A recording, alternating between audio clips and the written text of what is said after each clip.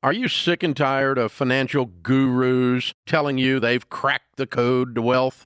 At Investing Essentials, I'm handing you my simple, trusted, personal playbook to invest like a millionaire with wealth planning strategies I've never shared publicly. It's virtual, so you can join from anywhere. Click the link in the show notes to get your tickets.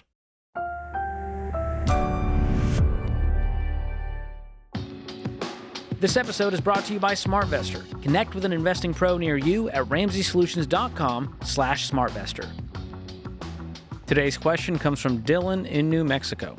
I'm aware of your recommendation to invest your money evenly in 4 funds: small cap, mid cap, large cap, and international. I also hear you guys regularly reference the average annual return of the S&P over the last 30 to 50 years. Can you provide some insight into how his investment protocol has performed compared to the S&P? If mimicking S&P performance is the key metric, why wouldn't he recommend just parking your money in an S&P index fund? It's a great question. He, I assume, meaning Dave, per your recommendation for many, many years now. All right, so insight how this investment's performed compared to the S&P. Well, the small cap, mid cap, large cap, international, there's not a one fund that we can look at to compare to the S&P, but the S&P largely is a bunch of, mid cap and large cap companies, if you look at the makeup of that. So it's just not as diversified as what you're mentioning.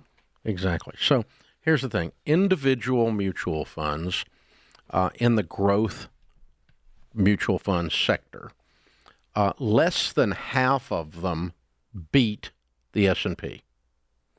And that was the guy that started the Vanguard S&P Index Fund, Bogle. John Bogle was brilliant, and he discovered that. And so he came up with this idea of where you hear the phrase passive investing. That's where it first came from, where you don't have to worry about it. You just buy the S&P, screw it, because half the mutual funds don't even beat it. And those people that do that are passive investors. Versus active. Sometimes called Bogle heads, because John was actually onto something. His actual data was correct and is correct. To this day, half the growth stock mutual funds do not outperform the S&P. But that also means it's kind of like there's a 60% chance of rain. There's a 40% chance of sunshine. Hello. So I have picked in the 4 categories 4 mutual funds that have outperformed their indexes. Now, the small cap, the index would be the Russell. Because a small cap is not necessarily, it's more like an aggressive growth stock mutual fund, right? A mid cap would be like a growth. That's more like that's a typical growth mutual fund. Large cap, typical growth stock mutual fund. Like you said, the S&P is a mix of those two. And then obviously international, a foreign fund, that's a different index. Okay, so what I want to do is pick a fund that outperforms the no-brain way of doing it, the passive way of doing it. And so if I've got a mutual fund that for 35 years has outperformed the S&P, and it's a growth stock mutual fund, and I put that in my 4, I've got a small cap that's outperformed the Russell, and I put that in my 4, and so on. Well, guess what? The 4 of them as a group are going to outperform the group of indexes unless they don't do as well as they did in the last 25 years or whatever the number was of the history on the things. So my particular 4 mutual funds that most of my stuff is in that has outperformed the indexes has outperformed the S&P because I didn't pick one of them that didn't. That's why. And the other piece of this that we're not factoring in is that international fund, which we recommend 25%. If you look at the S&P 500 and it's down in a given year, the international fund usually is up. Yeah, it pretty much runs the inverse. And so even in a given year, if the index, beat your mutual fund setup, you're not factoring in the long term of what could happen in the market. But it never has. The 4 I picked has always outperformed the S&P every single year. So if the average in the S&P is 10 to 12, you might be seeing 13, 14. Yeah. I've not gotten 10 points more. It's not 20%. And here's the thing. Let's go back on this too.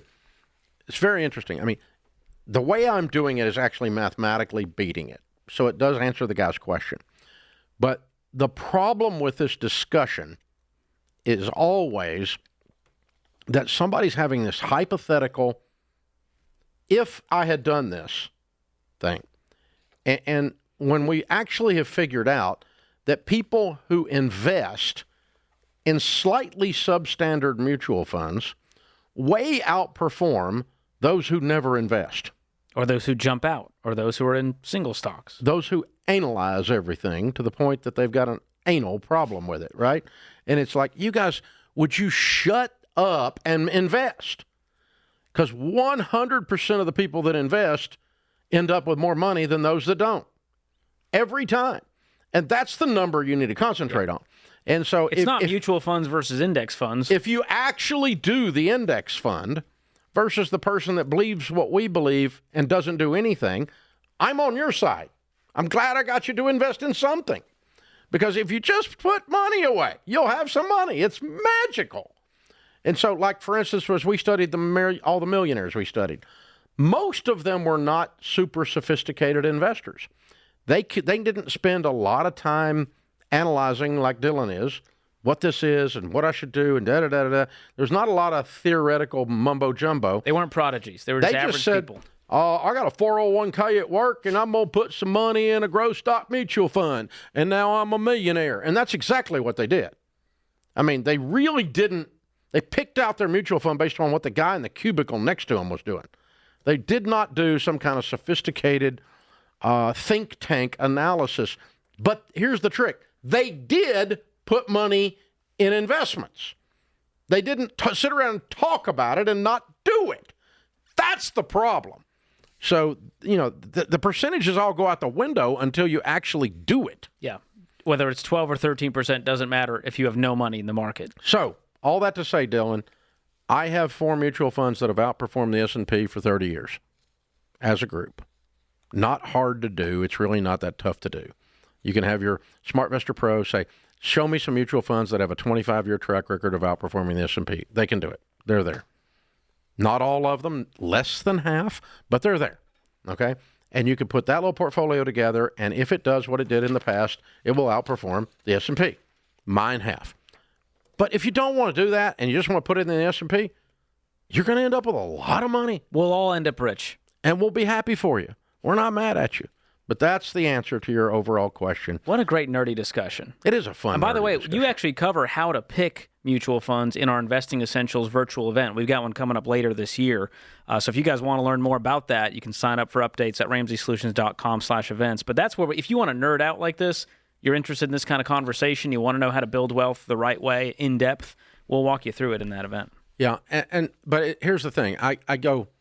We have talked more people into putting money in their 401k and Roth IRAs than anybody in America because we got them out of debt so that they could do it. And then they believed us, and so they went and did it. It's a margin issue and a little bit of education. And then there's some, not Dylan, but there's some, moron on the internet going, well, Dave Ramsey's created more poor people. No, he didn't. He got people to invest while you're sitting with your thumb in your ear. You weren't listening very well if Dave Ramsey made you poor. I mean, that's pretty wild. That's just, but they say, because he doesn't understand.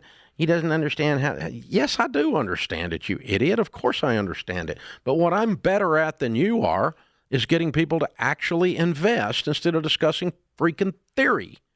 Theory doesn't matter until it's applied. I really don't care what you think about swinging a baseball bat until you swing one, honey. And then we'll talk about whether you can connect. That's how this works. You got a lot of theory going on out there.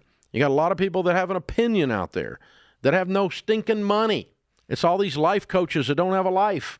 It's the same thing, And so, guys, just invest. Even if you do it wrong, you're doing it better than the moron who talks about it and never does it. It's like a bunch of out-of-shape people talking about workout routines and which one's better. It's like, great, let's go work out. How about Arnold Schwarzenegger has created more fat people. No, he didn't.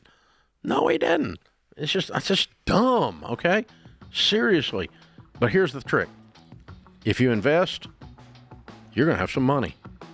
Ooh. And if you don't invest, you're not going to have any money. Take the money away, you're not going to have any money.